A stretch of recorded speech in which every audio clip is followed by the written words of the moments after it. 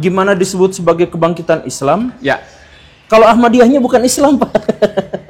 Kan dalam versi Ahmadiyah Imam Mahdi itu sudah turun ya, Pak ya? Sudah datang. Sudah Dan turun. Imam Mahdi yang dimaksud itu ternyata juga adalah Isa alaihi salam. Ya. Nah, dan baik Imam Mahdi maupun Nabi Isa itu adalah Mirza Ghulam Ahmad. Itu penjelasannya bagaimana, Pak? Tapi coba saya uji lagi, Pak. Boleh. Kitabnya apa, Pak? Kitab sucinya. Apa yang menyebabkan mereka semua menolak itu? Masa kompakan semua ulama itu nolak, MUI semuanya? Jadi zamannya Adam alaihissalam juga sudah ada manusia, dan itu salah satu perempuan di negeri Nod itu dikawin sama anak Nabi Adam. Salah satu bentuk keresahan saya sebagai guru adalah generasi muda sekarang habis dimakan oleh media sosial. Yang ada dalam tanggung jawab saya hanya Guru Gembul Channel dan Gembulikum. Assalamualaikum Baraya, selamat datang kembali di Gembulikum.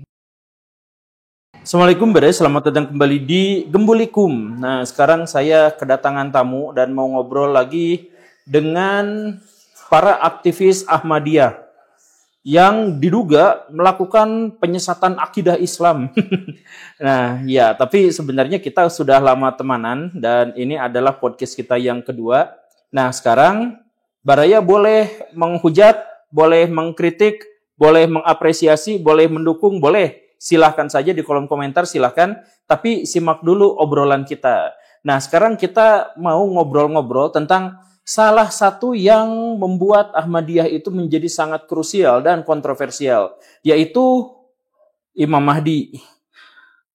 Kan dalam versi Ahmadiyah Imam Mahdi itu sudah turun ya, Pak ya? Sudah datang. Sudah dan turun. Imam Mahdi yang dimaksud itu ternyata juga adalah Isa alaihi salam. Ya. Nah, dan baik Imam Mahdi maupun Nabi Isa itu adalah Mirza Ghulam Ahmad. Itu penjelasannya bagaimana, Pak? Oke. Hadisnya mengatakan, ini hadis Ibnu Majah, panjang hadisnya itu, tapi dari ujung dari hadis itu adalah La Mahdiya ila Isa. Tiada Mahdi melainkan Isa. Jadi Imam Mahdi dan Isa yang dijanjikan itu adalah dua jabatan tapi satu orang. Oh. Bukan dua orang, dua jabatan.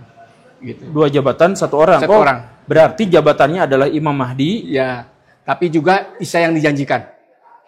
Seperti misalkan Prabowo, maaf nih, dia adalah kepala negara Republik Indonesia sekaligus kepala pemerintahan. Seperti itu. Tapi kalau gitu kan berarti bertentangan dengan hadis-hadis yang lebih sahih, Pak, misalkan. Yang mengatakan hadis dua wujud kan tidak ada. Ada. Cuma, misalkan di dalam riwayat Muslim, ya. Mangga silahkan dicek. Ya. Jadi nanti Imam Mahdi itu akan jadi imam sholat, ya. Dan Nabi Isa ada di belakangnya sebagai makmum. Oke, nggak apa-apa itu. Karena begini, kalau yang di Isa, kita bisa Isa nih, yang dijanjikan itu adalah disebut dalam hadis Bukhari itu adalah fikum dari antara umat Islam. Wa imamukum, imam bagi umat Islam, minkum untuk umat Islam. Sedangkan Nabi Isa alaihissalam itu diutus untuk Bani Israel, bukan untuk di luar Bani Israel. Nah, satu. Kedua, itu kan mutasyabihat ya. Apa makna dari Isa al-Masih bermakmum pada Imam Mahdi? Kan tidak harus selalu berarti itu literally, Pak. Oh gitu. Itu sebenarnya literally kan seperti itu. Tapi yang harus difahami adalah bahwa Isa al-Masih alaihissalam itu diutus untuk Bani Israel. Sedangkan Isa al-Masih dijanjikan akan turun dalam hadis Bukhari itu adalah Nazala Isa Maryam seperti itu. Nazala itu bukan berarti turun dari langit ke bumi. Tapi dari bumi itu sendiri, dan Nazala itu adalah dari umat Islam. Itu sebagai suatu misal ya kalau dikatakan. Permisalan. Perumpamaan. Berperumpamaan seperti itu. Majas saja. Majas. Oh. Bukan wujud Isa al-Masih alaihissalam. Karena kenapa? Saya lompat sedikit. Dalam pemahaman Ahmadiyah, Nabi Isa alaihissalam itu sudah wafat. Di bumi, tidak hidup di langit. Begitu. Kuburnya ada di Kashmir. Ya. Kuburnya di Kashmir. Ini spill sedikit. Seharusnya saya tuh awal bulan Mei, itu harusnya saya ziarah ke kubur Nabi Isa, Pak Guru. Tapi tapi dialah perang India sama Pakistan. Oh iya benar. Sehingga saya punya tiket hangus. gitu. Oh iya. Sebenarnya bagus, Pak. Tapi sebetulnya niat saya mau ke Itu Kashmirnya itu Kashmir yang wilayah Pakistan atau wilayah India? Kashmir itu sebetulnya Kashmir itu di wilayah India Wilayah semua, India, Pak. iya. Oh Ya. gitu. Yang Lahore itu terbagi dua, ada yang wilayah India sama Indo Pakistan. Tapi Kashmir itu sendiri penduduknya mayoritas Islam. Mayoritas Islam gitu. Yang dikuasain India itu gitu. Ya, jadi Baraya saya tuh pernah bikin video juga, bahkan dua. Salah satu teori tentang Yesus atau Nabi Isa itu adalah bahwa beliau tuh tidak meninggal di Yerusalem atau di Timur Tengah, tapi ke Kashmir. Nah, ini memang penjelasannya ada, termasuk sanggahannya juga ada di video itu. Jadi sebenarnya lengkap. Tapi dalam konteks ini berarti Imam Ahmadiyah meyakini bahwa Yesus tuh udah selesai. Udah.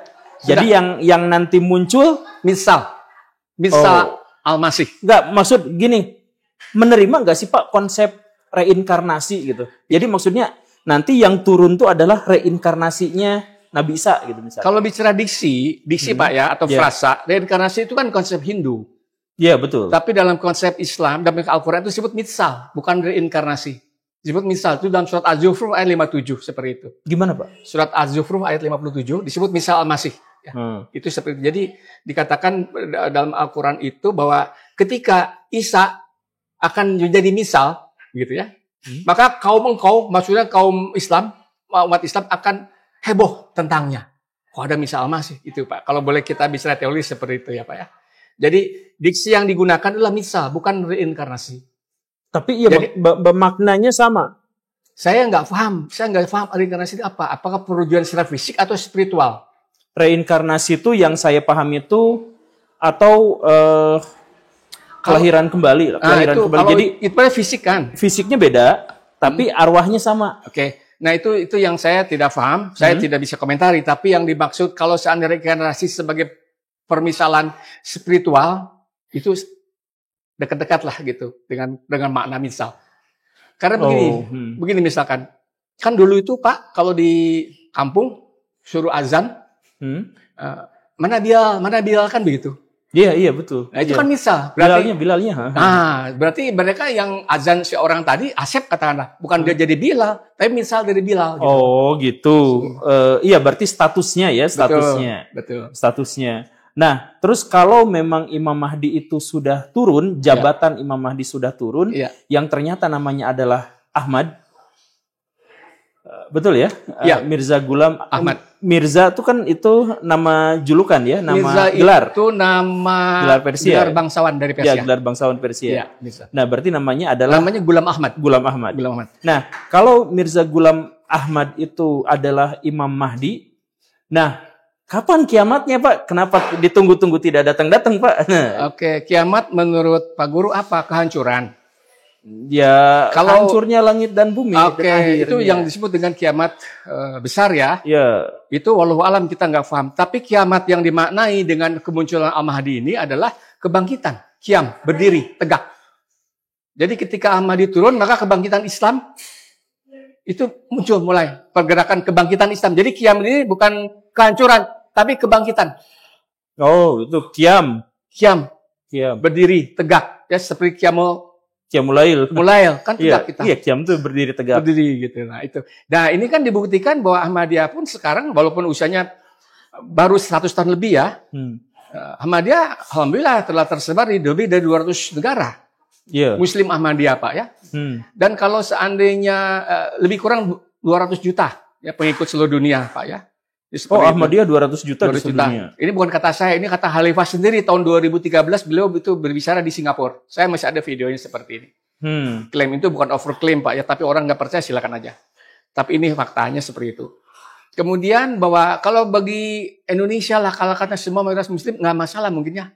Biasalah azan di mana-mana kan. Tapi kalau kita Ahmadiyah masuk ke negara non Muslim, apalagi mereka yang negara ateis katakanlah ya, di Eropa, Amerika atau di Afrika sekalipun. Ini satu hal yang aneh. Ketika kami menyatakan La ilaha illallah Muhammad Rasulullah. Ada Tuhan loh yang satu namanya Allah. Dan yang menyampaikan wujud ilahi ini adalah Muhammad Rasulullah Sallallahu Alaihi Wasallam. Nah ini tugas dari Imam Mahdi seperti salah satunya. Iya, menyebarkan tauhid. Ya, tauhid. Ya, tapi Mirza Ghulam Ahmad wafat tahun 1808. 1908. Iya. 117 tahun. Umur 7 tahun. Nah, sejak Mirza Ghulam Ahmad wafat sampai sekarang, itu kan waktunya terlalu jauh, Pak, untuk sampai kiam. Kayaknya kita belum kiam-kiam, Pak. Belum ada kebangkitan. Sudah bangkit, Pak. Nah, ya bangkit maksud saya penyebaran Ahmadiyah di non-muslim. Oh. Itu maaf, dengan karunia Allah Ta'ala itu dikerjakan oleh Muslim Ahmadiyah, Pak. Ini yang bicara orang-orang Muslim sendiri maupun orang non-Muslim. Kok yang menyebarkan Islam di Afrika itu, kita bicara tahun 70, tahun 60 gitu, Pak. Yang aktif itu Muslim Ahmadiyah. Penyampaian ya, tauhid ilahi. Ya kita dalam sejarah keagamaan, katakanlah Kristen atau Katolik sudah ribuan tahun. Islam katakanlah 1500 tahun ya. Untuk Muslim Ahmadiyah di zaman kini itu kan ya baru 100 tahun lebih, Pak. Lebih kurang 120 tahun lah. Itu pendek ya. Pendek. Tapi gimana disebut sebagai kebangkitan Islam? Ya. Kalau Ahmadiyahnya bukan Islam, Pak. Nah, ini gimana? Ini ada fatwa yang berkembang di Indonesia bahwa Ahmadiyah itu bukan Islam. Iya. Jadi apa yang membuat Ahmadiyah bukan Islam dan kenapa Bapak menganggap bahwa Ahmadiyah itu Islam? Oke. Hari tuduhannya apa, Pak? Kalau tuduhan yang saya tahu, kan yang menuduh MUI. Ya. Tahun 80. Tahun 80. Ya kan? Harusnya mereka bisa membuktikan dong bahwa Anda bukan Islam. Kan itu hanya, maaf, overclaim aja. Dasarnya 9 buah buku. Apa judul buku, siapa penulisnya, kita nggak paham. Tapi kalau ditarik pada berdasarkan Quran dan hadis itu bisa jadi diskusi lah, dialog lah. Ini tidak dilakukan. Cik, balik lagi. Saya akan ajukan pertanyaan yang dulu pernah saya sampaikan. Ya. Nama Allahnya orang Ahmadiyah siapa? Allah Subhanahu wa Ta'ala. Tidak diganti, Pak? Tidak akan pernah diganti. Tidak diganti. Tidak diganti jadi Habib, apa gitu? Naudzubillah min dzalik. Naudzubillah. Oke. Tapi. Nama nabinya, Pak? Nabi Muhammad Rasulullah SAW, Muhammad bin Abdullah. Rasul terakhirnya, Pak? Terakhir membawa syariat. Ya. Ini beda nih. Terakhir membawa syariat sama yang tidak membawa syariat, ini konsepnya, Pak. Nah, ini mungkin kalau yang menjadi polemiknya ya. Ya. Nabi terakhir pembawa syariat adalah Muhammad Rasulullah SAW. Tetapi Nabi yang tidak membawa syariat atau gair syariat itu masih bisa turun. Sepanjang masa. Sampai akhir dunia. Ini dikuatkan oleh Ibnu Arabi dalam buku Futuhatul Makkiyah. Iya, iya. Nabi Khos, Nabi Am. Dan juga ada beberapa ulama. Saya nggak bawa bukunya ya, disertasi profesor. Saya baca Futuhatul Makkiyah memang ada. Ada istilah Nabi Khos sama Nabi Am kan? Nabi Khos itu adalah Nabi yang bawa syariat. Nabi Am itu Nabi yang tidak bawa syariat akan terus berlangsung sampai dunia berakhir. Itu Ibnu Arabi itu abad 11, Pak. Jadi bukan sekarang ini aja. Masalah konsep penabian garis syariat itu. Kita aja yang kurang baca, kurang telaah. Tapi ketika Mirza Ghulam Ahmad mendakwakan, baru kemudian heboh protes. Jadi menurut Ahmadiyah, sekarang pun ada Nabi ya? Tapi Nabinya tidak bawa syariah? Nabi itu mereka yang mendapat kabar, Pak. Oh iya, Nabi yang mendapat wahyu, dapat kabar ya? Inspirasi, dapat ilham, dapat wahyu, dapat apa bahasanya, petunjuk. Kan begitu. Setiap manusia dapat itu, Pak. Dalam kapasitas kecil. Iya. Bapak juga mungkin dapat itu. Cuma nggak nyadar aja. Itu yang dikatakan wahyu. Katakanlah karena hati, insting, Pak ya. Atau firasat. Itu kan sebenarnya petunjuk Allah Ta'ala. Apa? Buah dari kita berdoa pada Allah Ta'ala. Nah, semakin besar jangkauan firasat itu, maka dia disebut Nabi. Nah, kalau sudah benar-benar final, maka itu adalah Nabi yang membawa syariat, begitu? Tidak, nomor syariat sudah selesai karena maksudnya untuk gelar Nabi itu semua orang tuh dapat kabar, punya kapasitas, punya kapasitas kecil-kecil gitu ya. Berhubungan dengan Allah Ta'ala. Oke. Ya berarti Nabi terakhir yang membawa syariat adalah Nabi Muhammad, tapi setelah itu masih ada nabi-nabi berikutnya termasuk Mirza Ghulam Ahmad. Ya. Dan para khalifah sesudahnya. Beliau tidak katakan begitu ya, tapi kalau mereka mendapatkan kabar, ya itulah fungsi kenabian itu, Pak, muncul di sini sebagai wujud dari jawaban doa. Itu, Pak. Oke, pertanyaan ketiga. Kitabnya apa, Pak? Kitab sucinya? Al-Quranul Karim, Pak. Bukan Purana, Pak. Saya sudah kasih ke Bapak ya. Iya. Bahasa Sunda, bahasa Indonesia. Tadi saya lupa, Pak. Saya baca bahwa Ahmadiyah sudah menerjemahkan lebih kurang 78 bahasa Yang terakhir bahasa Ibrani. Saya lupa, saya mau tunjukin. Oh gitu. Terakhir kali ketemu teh 70 bahasa, Pak. Iya, Kalau nggak salah. 70 bahasa. Sekarang 78. Sekarang 78. 78 sudah bahasa. Nah, itu kitab sucinya Ahmadiyah bukan Tazkirah. Bukan. Tazkirah bukan kitab suci. Tazkirah itu Jami' Mirza Ghulam Hidup, nggak ada itu buku. Oh, nggak ada? Nggak ada. Itu dibuat, dikodifikasi lebih kurang berapa? 27 tahun setelah beliau wafat. Baru oleh para khalifah itu dikolek. Khalifah ketiga, Khalifah pertama, kedua. Oh, kedua. Khalifah kedua. Dikolek, Pak, dikumpulin. Mana, misalkan ini buku beliau nih, misalkan ya, misalkan. Di situ beliau katakan, aku bermimpi, bla bla bla bla bla. Aku mendapat kasyaf seperti ini. Aku mendapat wahyu seperti ini gitu kan, Pak. Nah, itu dikumpulkan, Kak, yang berkoneksi dengan mimpi, kasyaf dan wahyu. Iya. Dikumpulin. Iya, berarti seperti itu. Memang istilah kasyaf juga sangat banyak di Futuhatul Makkiyah ya. Ya. Iya, betul. Nah, jadi wahyu dalam hal ini yang sampai kepada Mirza Ghulam Ahmad bisa berupa penyingkapan kasyaf seperti itu ya. Betul. Kasyaf, mimpi yang benar. Mimpi yang benar. Dengan ru'ya salihah itu. Dan kemudian juga revelation tadi, auha. Kalau berat dengan istilah wahyu, kita gunakan ilham juga masalah. Ilham, wahyu atau mimpi, yang penting semua dari Allah Ta'ala. Oke. Setelah itu kitabnya Allahnya Tuhannya Allah Subhanahu wa taala. Nabinya Nabi Muhammad, tetapi ada nabi-nabi yang lebih kecil dan tidak membawa syariat baru. Betul. Dan Mirza Ghulam termasuk di dalamnya. Salah satunya. Kitab sucinya Al-Quran. Final ya. Kemudian, nah ini balik lagi. Kiamatnya, tapi kiamat itu tidak ditandai dengan Imam Mahdi. Imam Mahdi turun justru menandakan kebangkitan Islam. Pemahaman kiamat di sini. Kalau soal kemudian kiamat menjadi kehancuran itu kami yakin, orang Ahmadiyah yakin. Tapi itu wallahualam Allah Ta'ala yang tahu.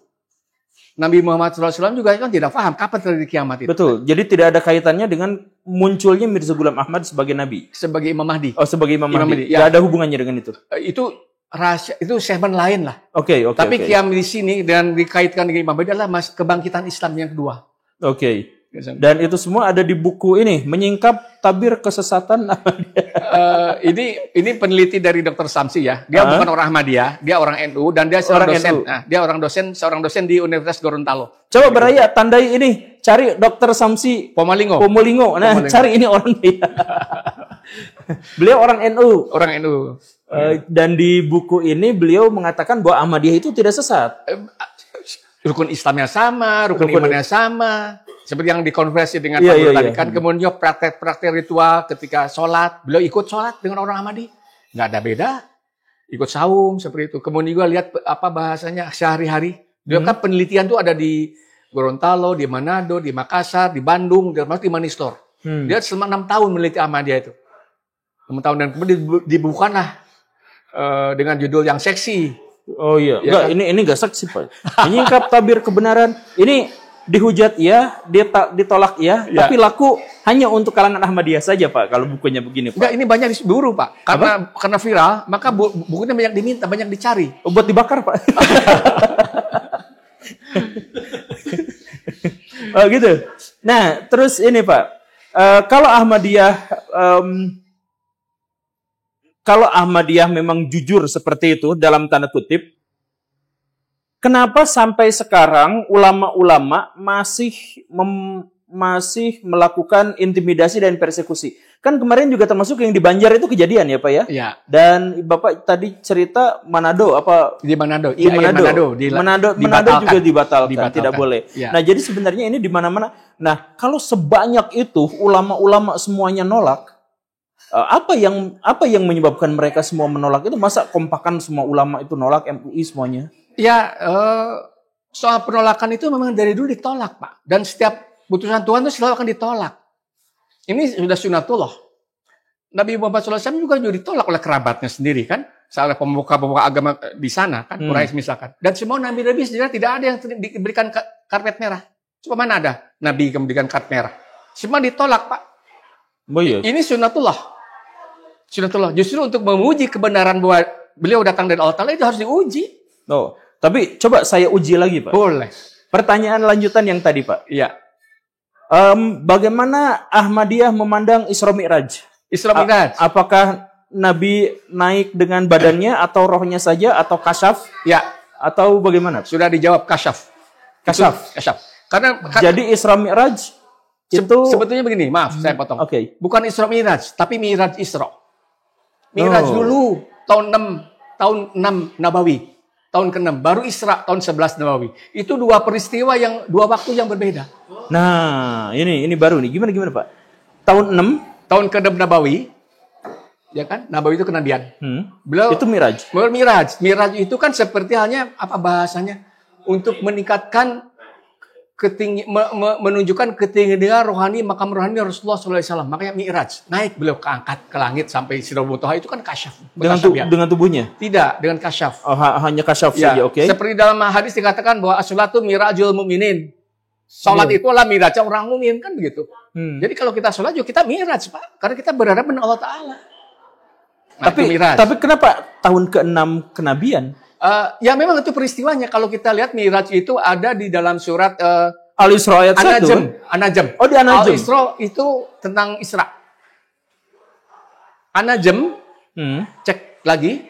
Bapak tes ke Baraya, tolong dicek lagi ya Pak ya. An-Najm. Ya, coba cek.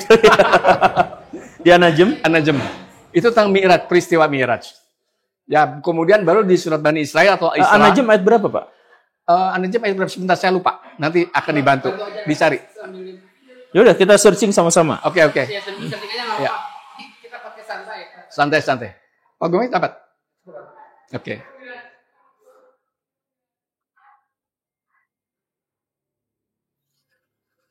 Oh, ayat 12 sampai 18. Ayat 12 sampai 18. Kita cek. Mana nih?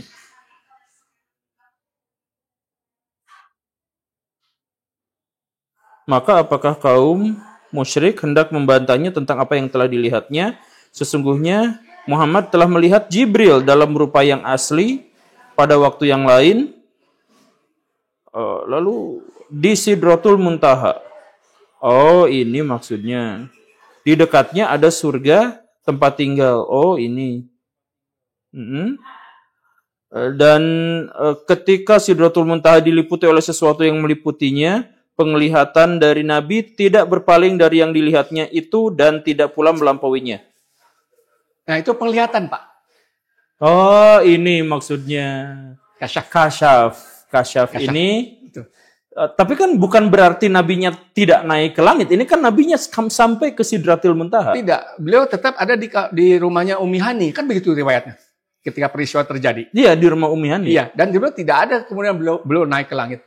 Menggunakan buruk. Enggak, tahun ke-6. Ya. Momennya pas apa tahun ke-6 kenabian itu? Surah An-Najm itu turunnya di tahun ke-6 Nabawi. Iya, betul. Terus jadi kan kita melihat apa bahasanya supaya sinkron dengan waktu dalam ilmu sejarah itu apa saya lupa, sinkronisasi waktu kan Pak. An-Najm itu tahun ke-6 Nabawi. Sedangkan tentang Isra itu disebut dalam surat Bani Israil itu bedanya 5 tahun sampai 6 tahun antara surat Najm surat Bani Israil. Lebih dulu An-Najm. Coba kita cek ya. Boleh. Kita cek lagi ya. Iya.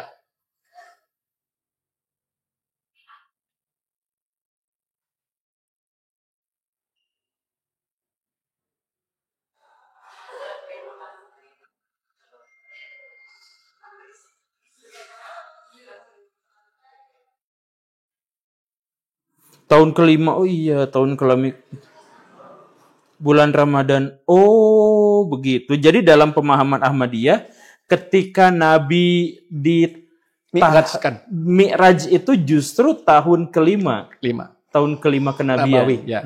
Tahun kelima kenabian dengan diturunkannya surat An-Najm ini yang menjelaskan Nabi datang ke Sidratul Muntaha dan melihat Jibril dalam wujud yang sempurnanya, yang aslinya. Itu dalam kasyaf. Dalam kasyaf. Oh, begitu. Nah, itu Isra Mi'raj. Nah, itu Mi'raj. Itu fun fact, itu pesawat tempur Mi'raj itu dari Mi'raj naik gitu. Nah, balik lagi. Mi'raj. Kalau Isra-nya terpisah. Terpisah, waktu terpisah. Juga sama-sama dia juga kasyaf. Jadi tidak ke Baitul Muqaddas. Tidak. Tidak langsung ke tempat itu. Tidak. Itu disebut dalam surat Bani Israil itu adalah dari Masjidil Haram ke Masjidil Aqsa. Iya. Bukan ke Baitul Muqaddas, Pak. Oh, bukan. Itu kan Masjidil Haram ila Masjidil Aqsa. Iya. Ya, Bukan itu Masjidil Aqsa itu kan di situ, Pak. Ah, itu belakangan kemudian dibangun oleh Oleh Khalifah Abu Umar bin Khattab, Umar bin Abdul Aziz. Umar bin Khattab yang menaklukkan Yerusalem, kemudian Abdul Malik bin Marwan mungkin. bukan, 70 tahun kemudian dibangunlah Masjid Aqsa itu oleh Umar bin Abdul Aziz. Kalau 70 tahun kemudian Umar bin Setelah penaklukan awal Yerusalem. penaklukan awal Yerusalem Umar bin Khattab. Ya, 70 tahun kemudian baru dibangun Masjid Aqsa itu oleh Hmm. Umar bin Abdul Aziz. Iya. Gitu. Oh, jadi Jadi tidak ada itu istilah Aqsa itu zaman Rasulullah itu. Adanya Baitul Maqdis. Tapi rahasianya kenapa disebut Masjidil Aqsa? Kan begitu masalahnya. Aqsa itu artinya jauh. Iya. Jadi Rasulullah itu diperintahkan Masjid dengan terjauh. tafsir. Tafsirnya adalah Tuh kan? Ya. ya, tafsirnya adalah Rasulullah SAW diperintahkan untuk berhijrah keluar Mekah dan mendirikan masjid yang jauh dari haram. Fakta sejarah mengatakan bahwa ketika beliau berhijrah masuk Madinah, beliau kemudian mendirikan masjid yang disebut Masjid Kuba. Itulah Aqsa yang sesungguhnya, yang jauh dari haram. Oh, Masjid Al-Aqsa itu justru masjid yang di pelataran Madinah. Masjid Kuba Masjid itu. jauh, Masjid Kuba. Masjid jauh, Ya, iya. yang dikatakan dalam surat Bani Israil. Nah, ini juga sebenarnya beda berarti dengan konsensus para ulama ya. Ya, Dalam memisahkan Isra Mi'raj dalam dua momen yang berbeda. Dan bahwa hanya kasyaf ya, artinya kasyaf, dua-duanya kasyaf. dua-duanya kasyaf. Tidak naik Bukan ke langit. fisik. Bukan fisik. Lalu bagaimana dengan Nabi Muhammad melihat surga dan neraka dalam peristiwa Mi'raj? Ya itu semua kasyaf, Pak. Gambaran-gambaran surga, gambaran neraka itu kan. Kan demikian, Pak. Kalau boleh saya jelaskan begini. Itu kalau konsep keyakinan, ya boleh-boleh saja, nggak usah dibantah. Tapi kalau kita, zaman sekarang, dikonfirmasi dengan faktor-faktor sejarah historis, masuk atau enggak? Kan begitu, Pak. Kalau masih tetap berkeyakinan seperti itu, kami punya berkeyakinan yang saya sampaikan tadi, karena kami pun punya referensi, kan begitu. Iya. Jangan dikatakan sesat, kalau beda. Berkeyakinan bahwa Imam Mahdi sudah datang, mereka masih menunggu, kami katakan sudah datang. Jangan juga dikatakan sesat, kan begitu. Kalau masalah Imam Mahdi kan seperti itu, Pak. Oke. Ya itu aman itu, Pak. Aman ya. Balik lagi yang barusan. Siap. Jadi Isra Mi'raj itu terpisah. Pisah. Mi'raj dulu, baru Isra. Oke. Lalu pertanyaan berikutnya, bagaimana nasib orang di akhirat nanti? Nanti misal gini ya, apakah orang kafir itu selamanya di dalam neraka? Dan apakah orang kafir yang dimaksud itu adalah orang Kristen, orang Yahudi, orang Hindu, Buddha, Majusi? Nah, apa mereka semua kafir dan apakah kekafiran mereka itu akan menyebabkan di neraka selama-lamanya? Begini, Pak. Kita jangan terjebak dengan diksi kafir yang kemudian dibelokin ya. Kafir itu artinya kan menutup, Pak, kafara. Betul, menutup. Menutupkan atau juga menolak. Sebetulnya begini, Pak. Itu hak veto. Hak veto yang Dewan Keamanan PBB itu hak kafir, bukan hak veto namanya, bukan hak menolak, tapi menutup, kan begitu. Iya, betul. Hak veto hak kafir, Pak, sesungguhnya. Iya, betul. Nah, secara harfiah ya. Secara harfiah jangan dikatakan kafir itu di luar Islam. Ya. Terlalu kecil, Pak. Berapa miliar umat manusia yang diciptakan oleh Allah Ta'ala, kan begitu. Umat Islam sekarang juga berapa miliar, kan begitu. Berapa juta lah. Iya. Gitu. Itu kafir, Pak, ya. Soal neraka itu yang saya baca itu bahwa neraka itu tidak akan abadi. Jadi, neraka itu tidak abadi. Dalam hadis itu dikatakan bahwa satu saat nanti jendela di neraka itu akan bergoyang-goyang dan tidak ada penghuni di dalamnya. Jadi keyakinan dari orang abadi itu neraka itu tidak abadi. Setelah direhabilitasi lah, Pak, kembali semua ke surga. Karena Allah Ta'ala kasih rahman dan rahimnya Allah Ta'ala itu sangat besar ketimbang bahasa untuk menghukumnya. Rasa marahnya. Rasa marahnya. Coba kalau misalkan dikaitkan antara kafir dengan neraka yang selama-lamanya itu. Kalau ada orang Kristen, nah ini kita langsung spesifik ya. Ada orang Kristen memuja 3 Tuhan. Atau 3 dalam 1, 1 dalam 3. Ya silakan itu tafsirannya bagaimana. Dan dia menolak konsep Islam, menolak konsep Ahmadiyah selama-lamanya. Bukan hanya nolak tapi juga memusuhi. Di medsos ngejelek-jelekin, ketemu sama orang digebukin, kalau dia berkuasa dirudalin. Nah, dia kafir tidak? Dan apakah kekafirannya itu masuk neraka selama-lamanya atau tidak?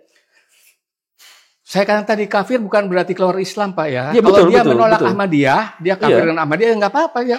Ya maksudnya, yang barusan saya jelaskan. Kalau dia menolak konsep Tuhan itu Esa dan pokoknya mah dia menolak semuanya. Betul. Dan ketemu sama Ahmadiyah dibacok, ketemu sama Muslim ditusuk. Dia benci banget luar biasa dan dia sampai mati pun dia tetap bersikukuh dengan imannya itu. Dia kafirkah dia dan apakah dia bakal masuk neraka selama-lamanya? Tidak. Oh tidak. Dia tidak kafir?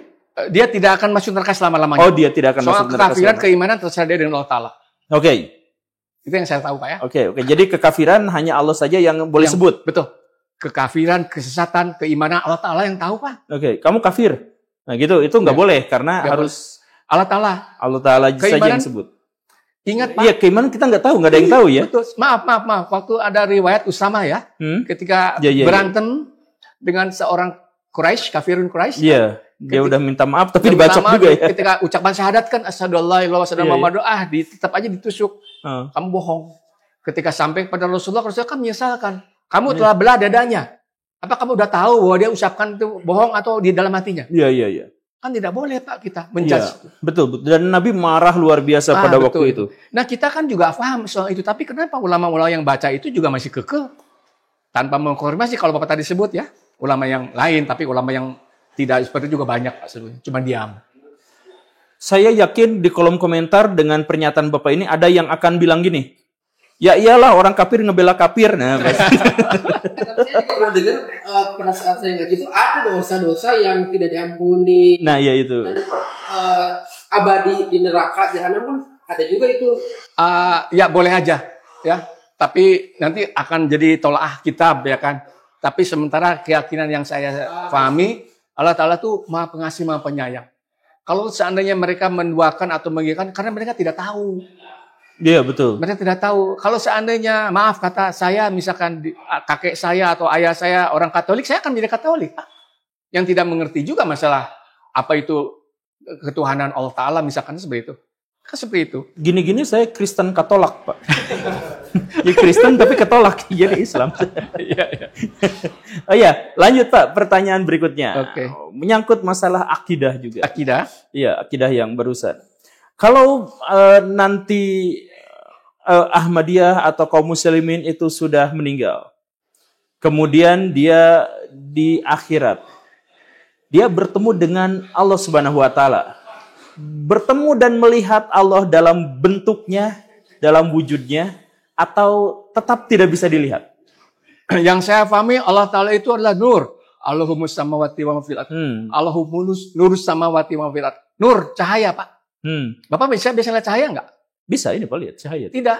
Karena bantuan cahaya kita bisa melihat lampu. Bisa melihat. Iya. Tapi kalau nggak ada cahaya kan kita nggak bisa apa-apa. Jadi bukan cahayanya yang terlihat. Tapi dengan bantuan cahaya kita bisa melihat wujud ciptaan Allah. Jadi selamanya kita tidak akan bisa melihat Allah? Yang saya tahu seperti itu. Karena kita nggak tahu wujudnya seperti apa. Wujudnya kan kalau Allah Ta'ala, Rasulullah mengatakan juga akan mengkonfirmasi bahwa Allah itu adalah nur. Cahaya. Jadi kan ada orang yang berpuasa dan dia akan bisa melihat Allah secara langsung gitu kan? Ya. Dan kenikmatan melihat Allah itu bahkan lebih indah daripada ada di surga. Ya, itu silakan aja, itu persoalan ya. Itu masalah pribadi ya, personal. Boleh. Okay. Tapi apakah dia bisa jelaskan Allah itu siapa apa? Nah, soalnya Al-Ghazali itu mengkafirkan orang yang tidak beriman pada melihat Allah dalam wujudnya. Nah, ini kalau tidak beriman melihat Allah, iya mungkin ya. Tapi ketika ditambahkan pada wujudnya seperti apa? Nah iya. Ya, gak Apakah tahu wujud juga, Pak. seperti kita? Naudzubillah min dzalik, yang punya tangan, punya hidung? Enggak. Oh, berarti termasuk ayat-ayat di dalam Al-Qur'an wajah Allah Ya, itu itu semuanya adalah mutasyabihat. ya mutasyabihat. Itu semuanya Tangan majazi. ya, betul majaz. Dan dikatakan ketika Allah Ta'ala telanjang, kenapa kamu tidak memberikan pakaian? Ketika Allah lapar, kenapa kamu tidak memberikan? Itu kan satu-satu majaz kepada orang-orang Muslim supaya tolong dong orang yang kelaparan, orang yang tidak punya baju, kan begitu. Di situ Allah Ta'ala ada, kan begitu, Pak. Pertanyaan selanjutnya, Pak. Nggak apa-apa ya? Ini silakan. Nggak apa-apa ya? Bebas. Taman Eden atau surga Eden, Aden, tepat Eden. ya.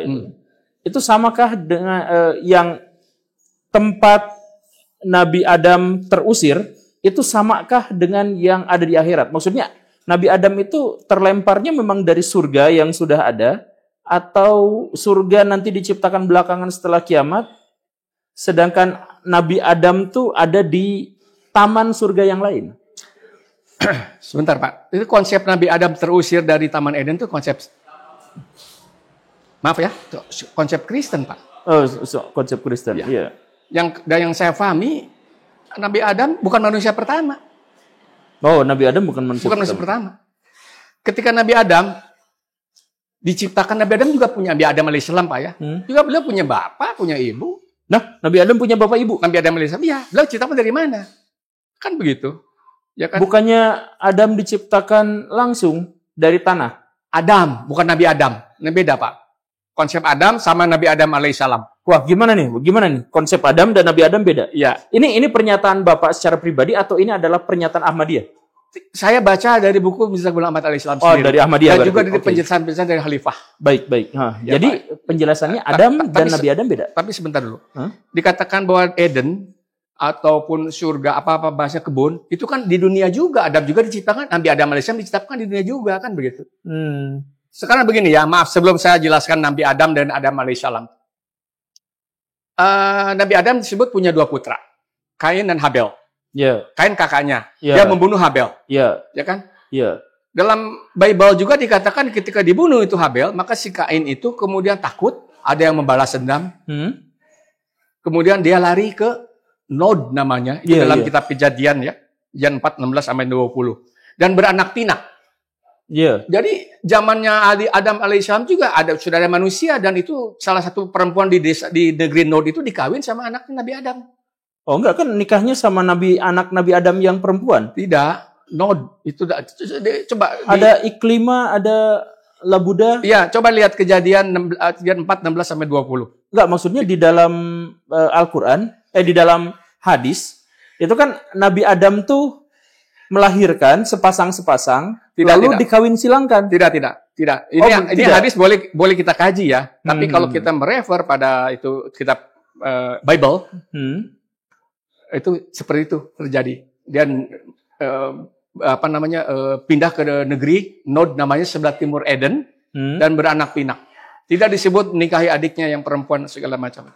Tapi kalau itu satu hadis, satu referensi boleh aja dikaji. Cuman masalahnya kalau kita kajian-kajian itu agak lama, ya Pak. Iya. Tapi kalau yang bisa dibaca seperti itu. Oke, itu masalah. silakan nanti telah ya, sama-sama kita telah sama-sama. Nah, tentang Adam dengan Nabi Adam. Jadi ketika disebut dalam tafsir Ahmadiyah, Pak ya, bukan kata-kata saya nggak punya apa-apa. Surat Al-Baqarah ya tentang penciptaan khalifah di bumi, ya kan? Ketika Allah Ta'ala mengatakan bahwa aku akan menciptakan khalifah di bumi, kan begitu. Malaikat kemudian juga protes atau keberatan lah, nanti akan terjadi pertumpahan darah di bumi, kan gitu. Pertanyaannya adalah, emang malaikat lebih tahu siapa? Kok belum diciptakan udah tahu akan ada pertumpahan di bumi, pertumpahan darah di bumi? Yeah. Emang malaikat naudzubillah lebih tahu dari Allah Ta'ala? Jadi semua mutasyabihat, Pak.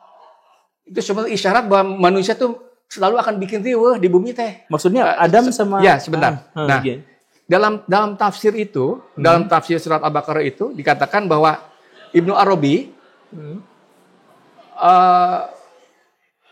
bermimpi sedang tawaf di Ka'bah, dan beliau ketemu seseorang. Ini Futuhatul Makkiyah lagi. Ketemu seseorang yang dikatakan bahwa aku adalah Adam. Terus dikatakan Adam yang mana kan begitu. Bah Abdul Alwi mengatakan baru sadar bahwa Rasulullah SAW pernah bersabda bahwa telah tercipta 100.000 Adam. Oh iya. Seperti itu Pak ya. Betul. Nah berarti antara Adam dengan Nabi Adam alaihissalam itu beda. Nabi Adam alaihissalam itu adalah salah satu bagian dari 100.000 Adam itu. Iya. Oh, oke, paham. Nah, siklusnya itu 7.000 tahun. Setiap 7.000 tahun, kenapa disebut ciptakan manusia itu, ciptakan alam semesta itu 7 langit, 7 petala langit kan gitu. Itu dalam buku-buku yang saya baca dari kalangan Mirza Ghulam Ahmad alaihissalam itu menandakan bahwa 7.000 tahun itu siklus kehidupan Adam. Setelah 7.000 tahun akan ada lagi Adam, akan lagi Adam, begitu. Nah ini adalah tahun ke 7.000 awal sekarang ini. Oh ini tahun 7.000 awal. Nanti setelah 1.000 tahun akhir ya, katakan 900 tahun akan lagi muncul Adam. Tapi bukan Nabi Adam alaihissalam. Jadi Adam adalah konsep siklus peradaban. Peradaban selama 7.000 tahunan. Iya, begitu ya. Saya juga baca itu, cuman maksud saya gak mengira bahwa teman-teman Ahmadiyah menafsirkannya menjadi seperti ini. Jadi dalam yang saya tafsirkan dulu ketika baca Futuhat itu, ya nanti kiamat, nanti muncul Adam lagi, ya. Lalu kiamat lagi habis, ya muncul Adam lagi, ya kiamat lagi, begitu seterusnya. Ya boleh aja seperti itu, yang kita difahami ya. Karena kan buku nggak akan marah kita memahami seperti itu ya Pak. Iya, gitu. Tapi Futuhatul Makkiyah nggak marah, Pak. Tapi maksud saya, oke, kita cross check aja. Sepertinya 7.000 tahun seperti ini Pak ya gitu. Tapi nanti seperti katakan siklus Pak ya. Siklus kelahiran, kematian kan begitu akan terus kehancuran, kebangkitan kan begitu Pak siklusnya. Soal nanti akan menjadi suatu kehancuran besar, lenyap semua alam semesta itu walau alam kita nggak tahu. Setiap manusia pun nggak ada yang tahu kapan terjadi. Dan kehancuran seperti apa. Karena berat kita membayangkannya Pak. Iya. Nggak bisa akal kita yang sangat sederhana itu bisa menangkap seperti itu.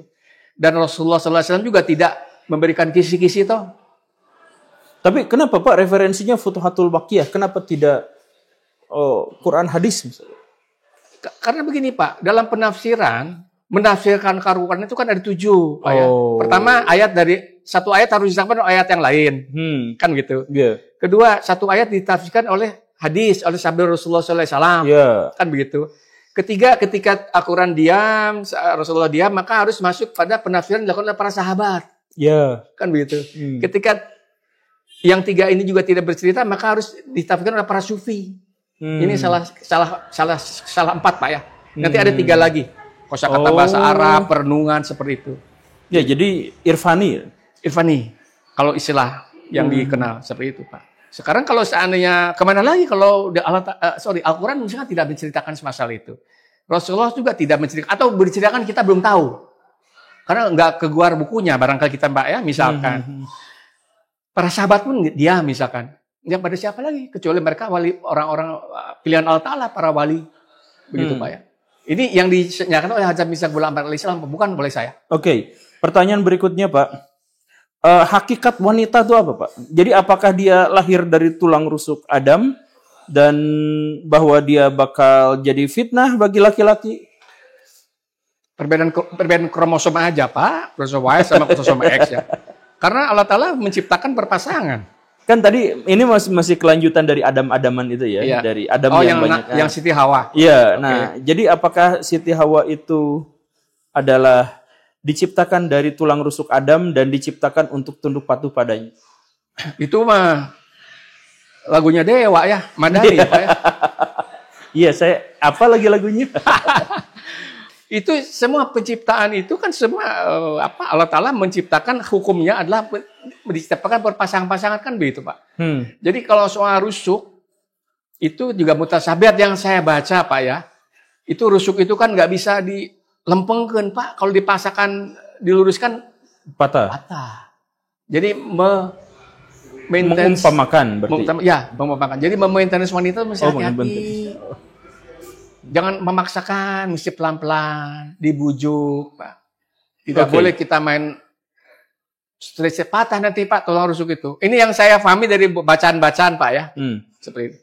Ini bisa dibilang pertanyaan terakhir lah, karena mungkin sudah terlalu panjang ya. 45 menit. Apakah dewa-dewa Hindu, dewa-dewa Cina, itu juga sebenarnya ada di antara mereka yang adalah nabi? Ya. Dan ajaran-ajaran agama Hindu itu sebenarnya adalah ajaran para nabi. Mungkinkah dalam versi Ahmadiyah bagaimana? Ini yang saya tahu Pak ya. Semua itu utusan Tuhan, semua itu para nabi atau para rasul, itu semua awalnya mengajarkan tauhid Pak. Mengajarkan tauhid. Pada perjalanannya terjadi bias. Satu.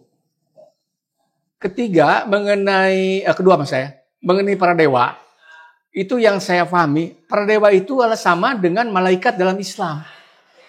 Oh, para dewa itu malaikat dalam Islam? Malaikat. Ya, minimal yang saya pahami seperti itu. Itu para malaikat-malaikat, Pak. Enggak, ini yang Bapak pahami dalam konteks Ahmadiyah ya. Atau Bapak secara Tidak. Ahmadiyah? Ya. Okay. Itu yang diajarkan oleh para mubalik Ahmadiyah. Oh, mubalik.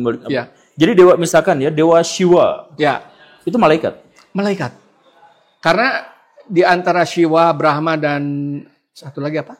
Wisnu. Itu kan ada satu yang paling tinggi.